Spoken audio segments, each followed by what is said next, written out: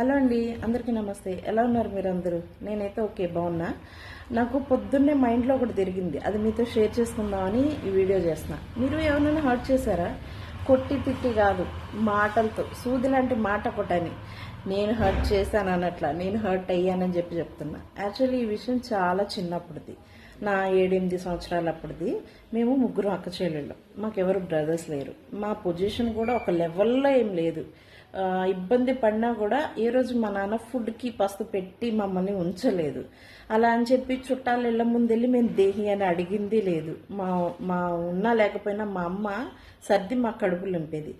మా చిన్నప్పుడు మేము ఆడుకొని వచ్చి మా చుట్టాలు ఉంటారు కదా, ఎదురింట్లో, పక్కింట్లో, పక్క సందుల్లో, అలాగా చుట్టాలింటి గుమ్మం దగ్గర కూర్చుంటే ఆ చుట్టాలు బయటకు వచ్చి ఎవరినైనా పోషించవచ్చు కానీ ఈ ఫ్యామిలీని పోషించలేము అని చెప్పేసి అన్నారు.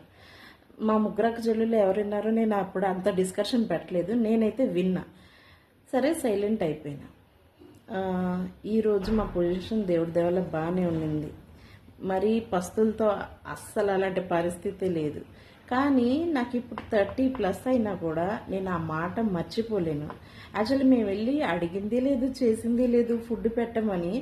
ఆ మాట అనేసరికి ఈ రోజుకి కూడా నా మైండ్లో నుంచి ఆ మాట పోదు. వాళ్ళు ఏమి తిట్టలా కొట్టలా, ఆ ఒక్క మాటతో ఎంత హర్ట్ చేశారనేది నాకు ఇప్పటికీ తలుచుకుంటే కళ్ళమంట నీళ్ళు వస్తాయి. కానీ అనిపిస్తుంది, ఏమైనా ఒకసారి కొడితే అది మాసిపోతుంది, ఆ దెబ్బ మర్చిపోతాం. కానీ మాట అనే బాధ ఉంటుంది చూసారా, అది చాలా ఘోరంగా ఉంటుంది. ఇలాంటి అనుభవాలు మా చిన్నప్పుడు మేము బాగా ఫేస్ చేసాము. ఒకళ్ళని అనడానికి లేదండి, ఆడుకోవడానికి కూడా ఎవరి గుమ్మం మీదకి వెళ్ళకూడదు అని మాత్రం నాకు అర్థమైంది అప్పట్లో.